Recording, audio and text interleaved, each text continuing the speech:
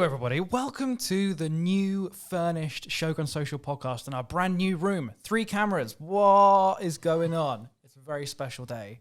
And yeah, we got the new episode of the Shogun Social podcast where every single week we talk about social media, what's helpful to brands, helpful to individuals, independents, things we like, things we hate on social media, everything that's been happening in the past week or so.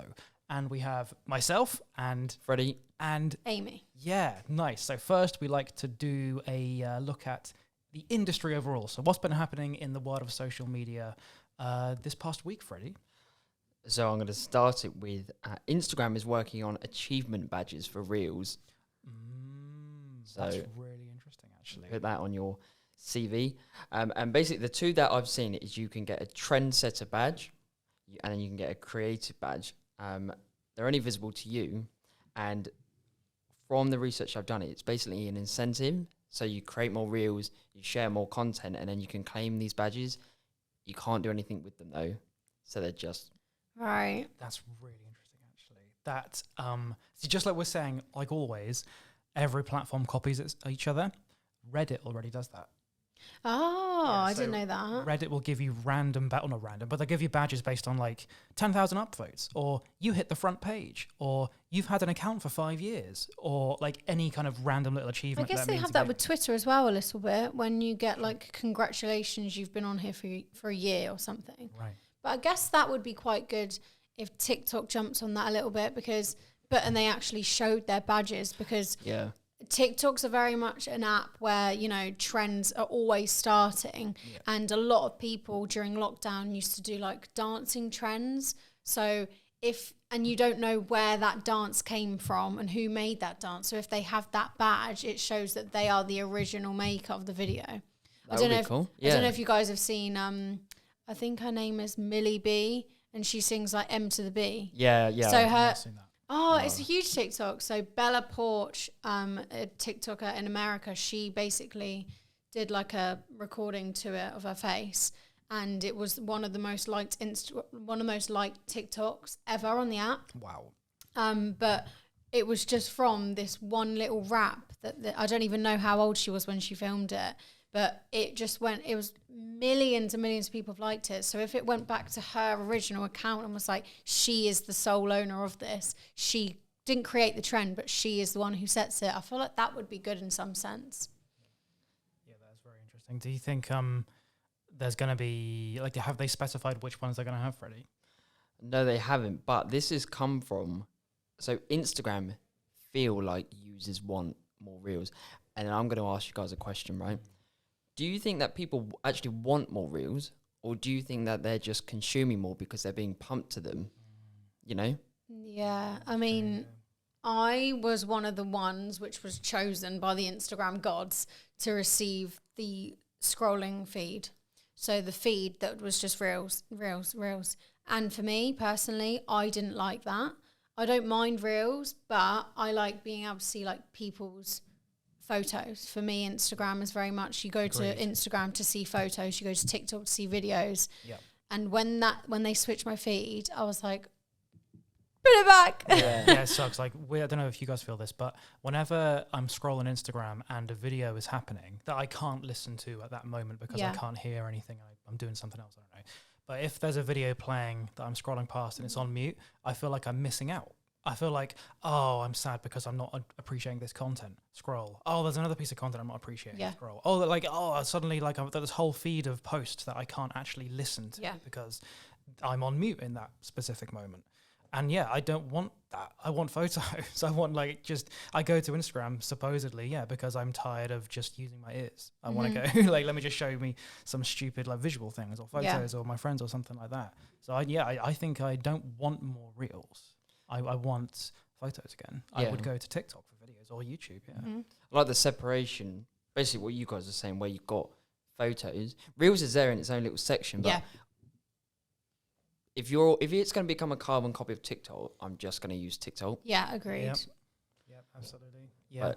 TikTok basically tries to be Instagram anyway. Yeah, I mean, that's what they tried to do when they changed my feed. So remind me of school kids a bit. And a lot of people kicked off about it because they were like, I don't want this. Like, I think a couple of weeks before, or maybe a couple of months ago, you had a different version of Instagram as well, didn't you? Where you had bigger photos. Yeah. Yeah. And James still has that now. He has the square photos, but I have the maximum dimensions. I've got the square photos. Yeah, it's really I've got strange. both, to be fair. It's really strange, and you're like, Yeah, my fiance had one of the feed styles recently that she was just randomly chosen. Yeah, it happens, doesn't it? It's very strange. Yeah, those badges though. Those badges are like, I think that's a really cool idea, but just because I think it's almost like a game. And it's because, I mean, this sounds silly. I have separated in my life work social media and personal social media, and that's why I'm doing this as a job. For my personal social media, I don't care much. It's just for the fun. So if I were to get a little badge that says something silly, I'll be like, oh yeah, that's fun. Yeah. Whereas if you were doing that, I mean, imagine a brand, a client saying, Yes. okay, guys, our new objective is to achieve the something badge. And To be the trendsetter or something. Like imagine being an agency developing a strategy to achieve the trendsetter badge on Instagram. Yeah. How do you do that? I think that's fascinating. I think that would be cool if, like, maybe it added to your profile or something. Yeah. Or something. I think just being seen by yourself is not that great. I mean, I guess you could screenshot it, put it somewhere and say, oh, look, I've got these badges. But if you have them on the top of your feed or something, or somewhere that they can see them, I think that would be more effective. establish yourself as a leader. Imagine if you were like a marketing agency, you had like trendsetter on there. Yeah. You'd be like, oh, okay, cool. But internally, I don't know how good that will be, but I'm not like a massive reel creator, like reels creator. Maybe it is appealing more towards the businesses then, because we never had Instagram like businesses. You know, you can switch your profile to being a business profile and a normal profile. That was never a thing until a couple of years ago. And now you can switch it to being business, and you can see all of, obviously, like your analytics and insights and stuff like that. So maybe if you changed it to a business profile, then you could see all those badges. Whereas as a normal profile, maybe you don't. Maybe they could do that. I can't. In a few weeks, I'll be sat here and I'll go, guys, TikTok are bringing out badges. Yep. You know it. Yep. And then, like I said, Reddit's been doing it for years. Yeah. Guys, I am just going to boast for a moment. I got the front page badge on Reddit. Just saying. I hit the front page twice. Is that on your CV? I don't know. Be on my CV. I don't know what that means. It just means I got like a viral post on Reddit. That's cool. That's really cool. And just, like I said, the badge means nothing. It's just if you visit my profile, it has this badge. Yeah, but it does mean something though, because yeah, sure. Yeah, I mean, it depends. If people visit my profile, yes. Yeah. But if they don't visit my profile, then there's no way of knowing that I got this. Yeah. Maybe an Instagram, because it's more about, I mean, so much more than Reddit. Reddit isn't about the person at all. Yeah. That's why it's so good. Whereas Instagram very much is about like the individual and the influencer, and, you know, let's follow this person. So the badge will really be effective there. If it's I agree. Yeah. That is very interesting. Well, that's my news. That is my news this week. I thought it's going to split opinions. Yes. Yeah. From a point of view of someone who's into it, I think it's interesting, but it might cause more, what's the word? Like problems in terms of image-based insecurities from people. You know, I don't know. Who knows? Yeah, I mean, and it comes from the fact that Instagram think that people want more reels, but as a collective, we just said, well, we don't really. Keep it to photos. Yeah, totes. Yeah, that's good industry update. I feel like that's a big one. Yeah. Instagram Reels badges. I thought that's a big one. Yeah, well, my creator highlight this week is someone called Card Magic by Jason, right? So I love creator highlight. I always look forward to this every time. So Card Magic by Jason, right, is this account on YouTube. I don't know if he has TikTok as well or anything. I found him on YouTube Shorts. And you know how we say community engagement, community interaction is so important for brands and accounts, because someone comments on your video, you should reply. Someone comments on your post, you should reply. And like, A, it helps the algorithm, but B, mainly it helps create a community. And they say, oh, this is a real account. They're really replying. There's a real human at the other end of this phone.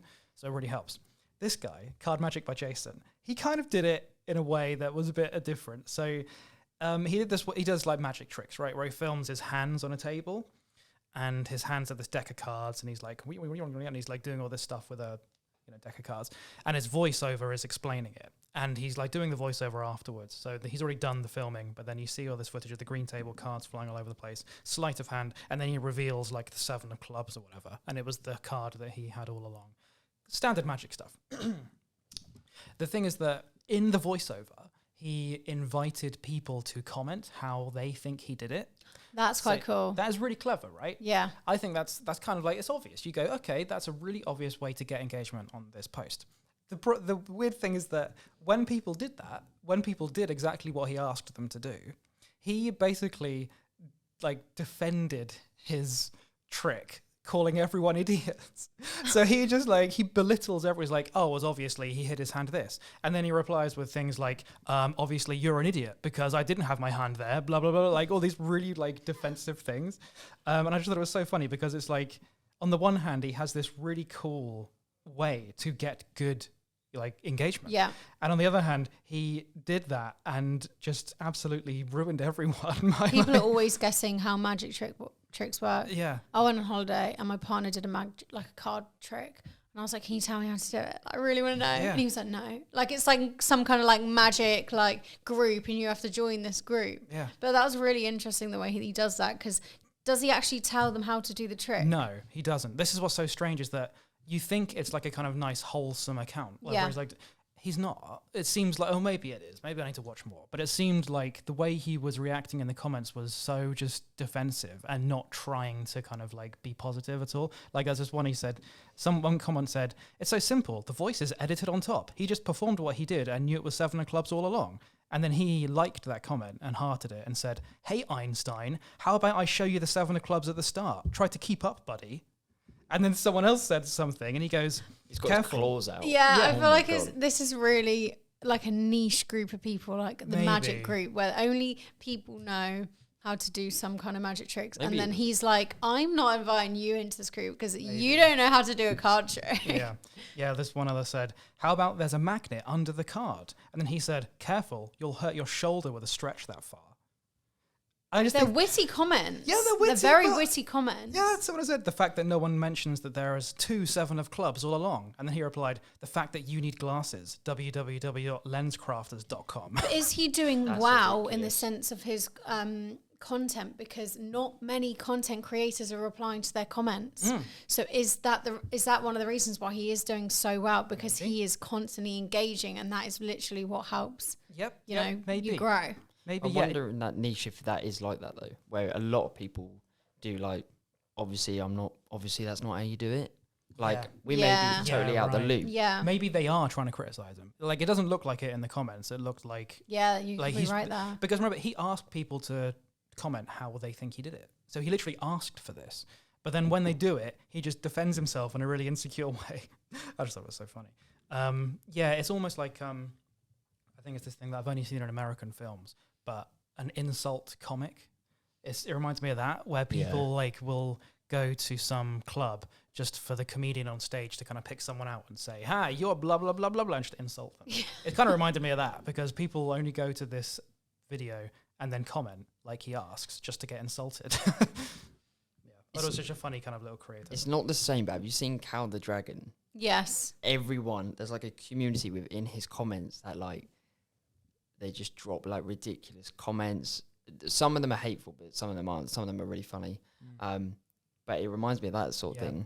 He'll like go live on TikTok, but like he'll be looking away, like just looking away. And everyone's like, we know you're live. We know you started the live. And they just keep going on at the comments. And then he's like, oh, hi guys. Right. I like it when people play with the conventions like that. He's funny. Yeah, well, that was my creator highlight, just something a bit different. Doing what we advise our clients do and what we do for our clients. Yep. But instead of it being positive and creating a community, he's just like, nah, middle finger. Yeah. Like, don't bother. Savage. Yeah. Yeah, I thought it was a good laugh. That's my creator highlight. So, Amy, what do you have in your favourite post of the week? Favorite post of the week, I believe it is. So it's not from a creator. It's actually just from a marketing account. So obviously Halloween's coming up. So for decades, it says, for decades, people have been using the Heinz ketchup as fake blood during Halloween. So basically the brand ketchup have brought out a costume kit, which includes tomato ketchup, vampire fangs, makeup, freaky tattoos, and other accessories to help trick-or-treaters create the perfect look. Now, I just thought this was an amazing concept which a brand has created, in the sense of they know that people are using their products for Halloween because it resembles blood. So let's bring out a costume kit that people can use and use it's basically ketchup. It is ketchup. They haven't developed a formula. They've literally just rebranded it to be fake blood. And I just thought it was just so amazing the way it was done. I think it was done last year and it was bought in again this year. But I don't know, if you go in your local shop, the tomato ketchup might be called fake blood. Yeah, that is clever. There's something different. And it's like capitalizing on what people already do, isn't it? Yes. It's almost just an upsell, essentially. It's like, yeah. But have you guys ever used ketchup on Halloween? I mean, I used to use fake blood. Yeah, I haven't actually used ketchup. I thought you were going to say have then. Yeah, I was going to be no. like, oh, look there. No, to be fair, I've never used it. Maybe a lot of like parents use it on kids so they don't get really dirty. True, yeah. You get the kids when they walk around Halloween where they're like licking their face and they're like, and the mum's like, stop licking your face. Stop it. Was there an announcement of this on their social media then? This was just from a marketing page which I found. Yeah. So obviously just looking at different marketing campaigns and obviously just pointing them out and saying how good they were. But I just thought it was great how a brand, you know, I can't think of one off the top of my head, but where people use it for other things. Actually, I think one. They do, I can't remember what wine it is. It's a white wine. It's in a nice, really nice bottle. And people put like fairy lights in it. Oh, my mum does that. Do you know what I mean? Yeah, I do. So it's like taking that and actually putting it into your marketing campaign. And I think that's how things do really well. Like for me, when I finish a candle, I always like wash it out and then like use it as like pens and pencils in it and stuff like that. So I just love how they've actually come out and said, yeah, we're going to release a kit. And everyone's like, okay, we're going to buy this. Yeah, that is a good one. I know that light thing in the bottle, I've seen that all over the place. I've seen that at weddings as well. And yes, that's like quite a common thing, the fairy lights in glass tube or something. And yeah, why not? Like, it's strange because if you're working at the marketing department or anything, the manufacturing department for white wine, the last thing you'd be thinking of is, okay, how will people use this bottle to decorate their house? Yes. You like that's not on your list, is it? But that's how like, society has changed now, because yeah. people want to reuse things and, you know, recycle things and let's, you know, do something else of it so we just don't throw it away.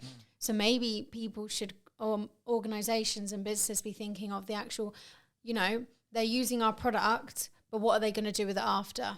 Yeah, that is and that is going to appeal to a big audience. Yeah, it shows that, like, you're right, that people will change their marketing approach based on what people do, you know. It's not just like because it's strange, you imagine that conversation. Do the people, the higher ups at the white wine company, do they say, okay, how's that campaign going about lights?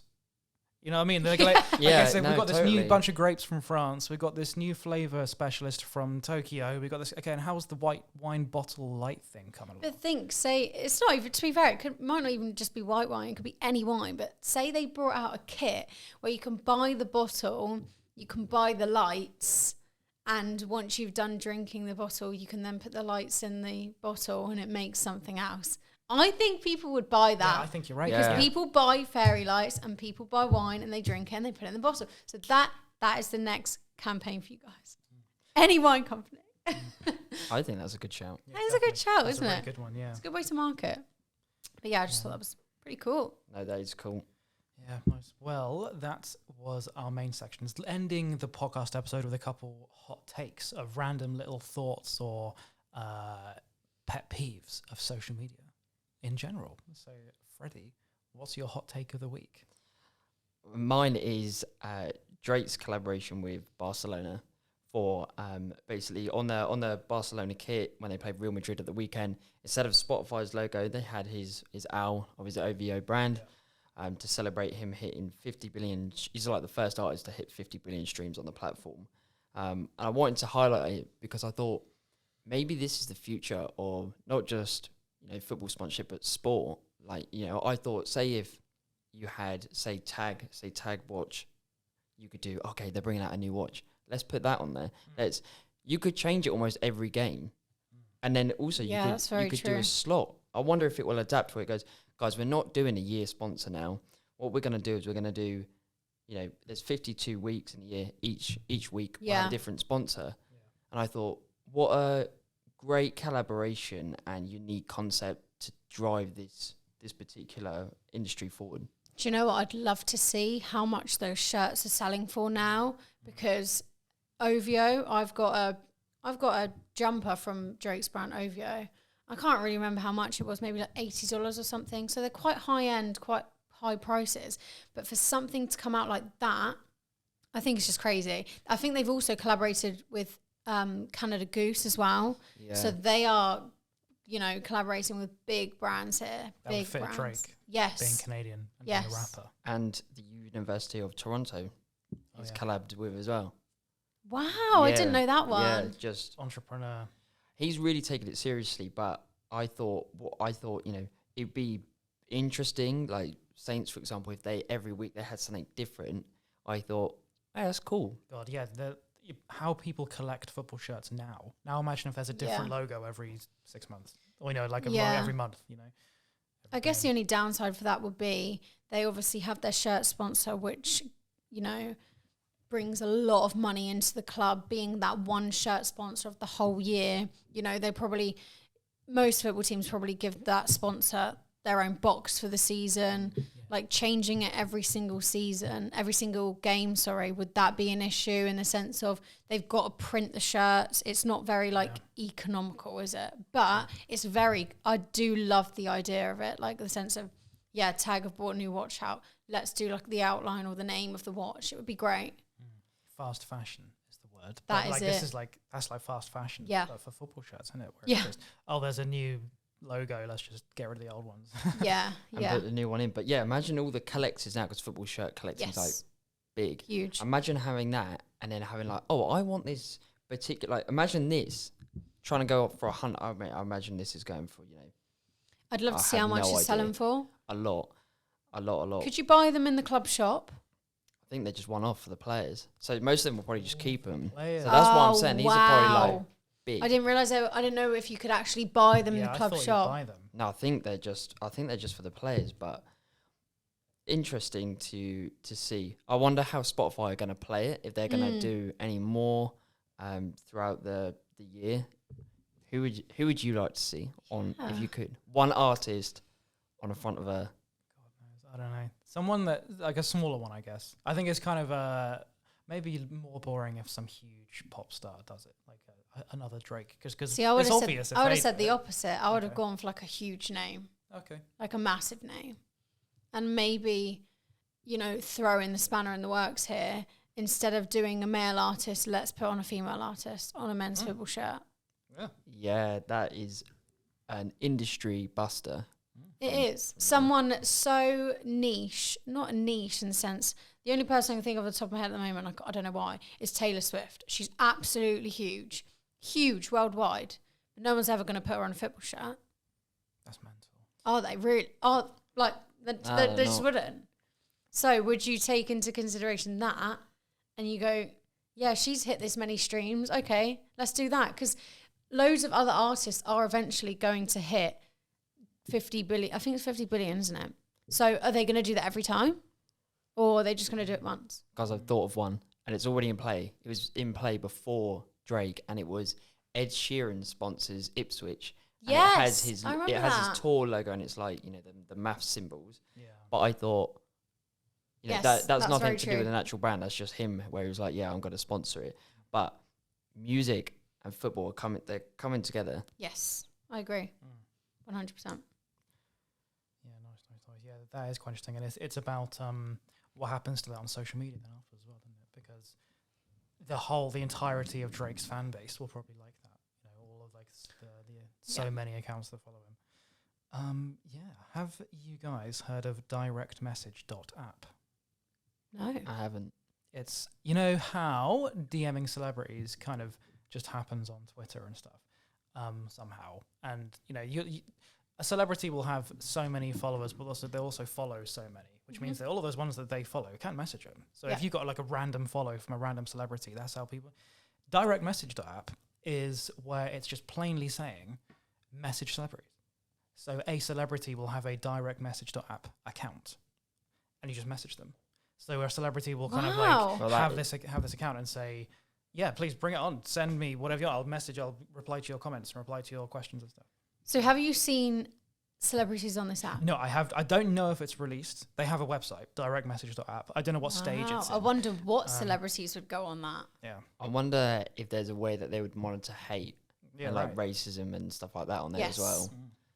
Yeah, I have no idea. I mean, I probably should have researched it some more, but there is it looks like the kind of thing where whilst there's a lot of celebrities that hate the random messages, there's probably a bunch that don't really care. And they'd love to talk to random people on the street, you know? Do you know what this reminds me of a little bit? Have you heard of Cameo? Yeah. Where you can pay a celebrity to do a recorded message for you. Yeah. I feel like it sort of reminds me of that a little bit because, I mean, you're sending a message to a celebrity and they're giving you something back. Yeah. Obviously, you have to pay for it. But yeah, I think with Cameo, you pay, don't you? Yeah. I don't know if directmessage.app has payments. It might be something, because like I said, there will be so many celebrities who just are happy to take any message. You know, they're just, but whatever, they won't even care about I feel like someone like Kanye wouldn't do something like that, or like Drake wouldn't do something like that. Maybe it would be like a smaller celebrity. Sure. I don't think your likes of like Justin Bieber are going to be on there. You do see the on that app that you just mentioned where you see some really washed up celebrities on there. Cameo. Yeah. Oh yeah. Although one from that app that's done really well and it's been really successful. I don't know his name in real life, but Jay from The In-Betweeners. Yeah, I read that. Really? Yeah, he made like millions on it because people just wanted him to just talk like Jay from The In-Betweeners. That's really funny. They'd buy that for their friend for their present, and it would do really well. So maybe it would be people like that. Mm-hmm. I'm not saying they're not celebrity because they're a big name. However, they're not like a huge A-list celebrity. No, true. Yeah. It would also be, I feel like you got your upcoming TikTok influencers. And I guarantee you in the future, if that was to become like an actual thing, people were actually going to meet their partners on that. Oh, yeah, I bet. Wow. Yeah. I feel like they would. And it reminds me of some accounts, some creators who will look at their comments and say, oh, let me do a whole new video or something, replying to comments. And they'll read through comments. It's kind of like that. So like a creator or whatever would have a directmessage.app account and they just read through every message they got in the past week and highlight the funny ones. Is there a way, I know you don't know much about it, but is there a way that they monitor if you are actually a celebrity? Because this is where it could get a little bit... Of course. I imagine it's kind of like a blue tick verified situation. Yeah, iffy in the sense, you know, some people are like, I'm Justin Bieber, message me. And it's like, not Justin Bieber. Mm-hmm. Yeah. That's a very, very good point. It might be the same verification process as like Cameo. Yes. Or like getting verified on Twitter. Yeah, that's when you have to send in documents, don't you? And all that sort of stuff. Yeah, that's hard. Yeah, that's my hot take. Just thought it was a kind of cool one. As I say, I will check on the status of direct message. But it's just a bit of a funky one, you know, like would you call that social media? I don't even know if we call that social media. Maybe you would. I mean, it's just messaging. That's all, isn't it? Communication platform. Yeah. For me. Yeah. But no, it's interesting. It reminds me of, have you guys been on, I know George is like a Reddit advocate. Yes. I just like Reddit. I wish I knew more about it, actually. Okay. I once, you just reminded me, a creator did a reacting to Reddit, like, threads of her, and basically it was like she's really big, and there was loads of threads about her mum, and it was like conspiracy theory. She doesn't have a job. She does this. She lives here, and she reacted to it, and I thought that is brilliant content. But you just reminded me of that, and I thought I'll tell you guys after.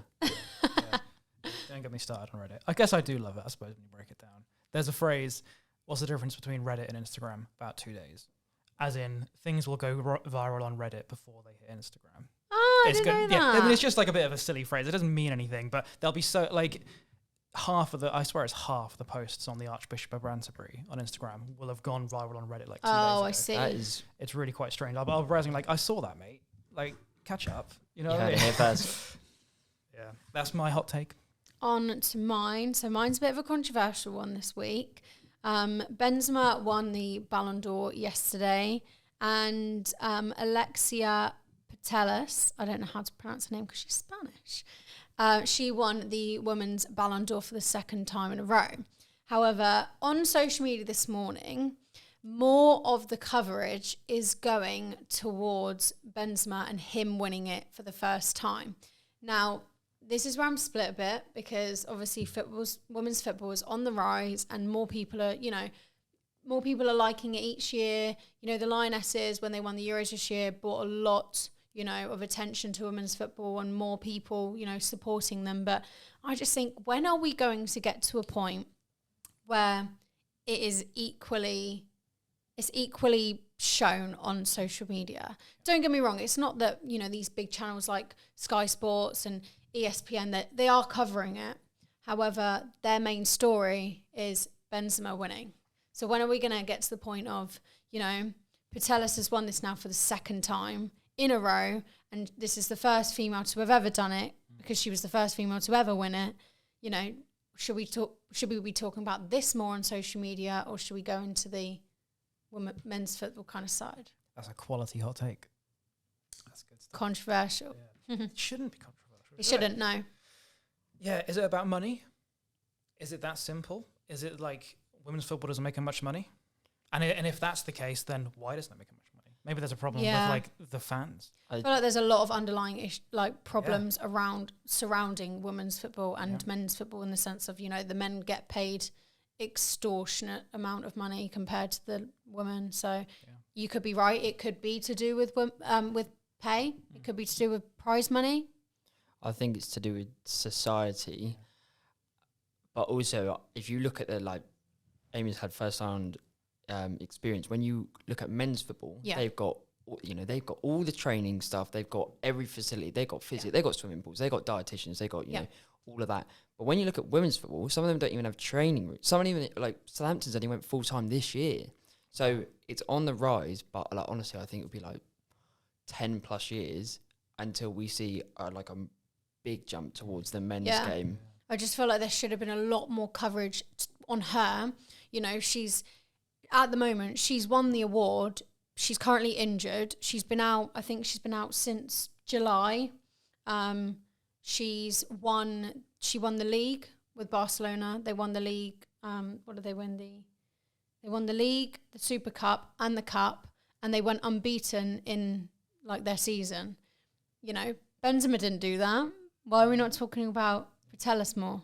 There's only one page that I follow that covered this lady winning that trophy. Out of all the football ones, all the sport ones, and it was the same story, but it was like, men's football, but Do you think more social media accounts and stuff should just try posting more women's football stories and just give it a go? Potentially, and just more introduce them more to the pages. You know, if I know some football teams share their accounts. I believe Man City, they actually share the account. So the City page is the women's and the men's page.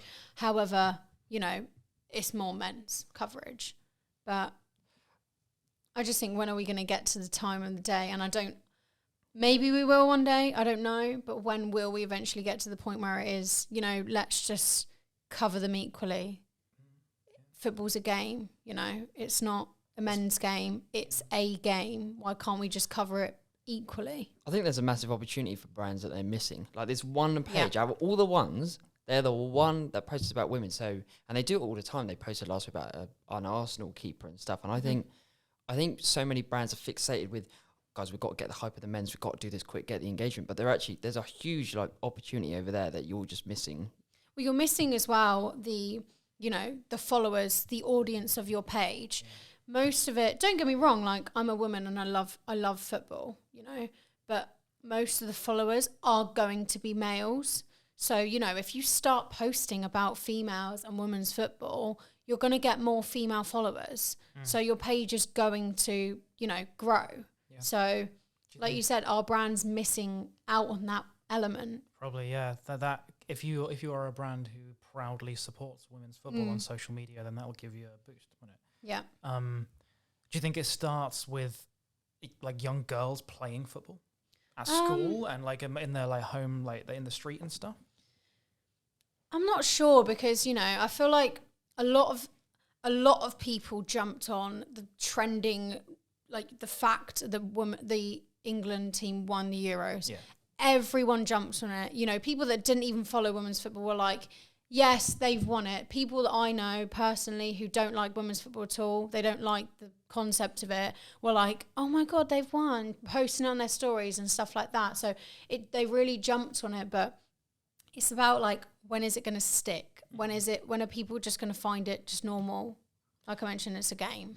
I think George's point is fair, where it's like, I think at school, do girls play? There was a whole issue around that at that time. Yeah. Well, I wasn't making a point. I was just asking a question. I know nothing about this subject. I know that the Lionesses signed it was a letter basically introducing women's football more into the curriculum. I mean, growing up, I did sport at my school and I didn't mind playing football. However, I was segregated from, from the boys because I couldn't play with the boys. I wasn't allowed to. And, I would have loved to have taken like football up as one of my options for sport, but there was no females to play it with and I wasn't allowed to play with the men. So it's about, they're trying to introduce football into the curriculum because at the end of the day, this is where people are going to start wanting to play from, the bottom. If you're allowing girls to actually play the sport, they'll want to play it. Definitely. I think brands need to ride the wave. You think how much it's come along in the past year. Okay, in 12 months' time, how big is it going to be? And then this page that I follow, they're going to be way ahead than the other people. Yeah. And people need to realise it's so hard. It's easy to be like, guys, I've got to focus on the now.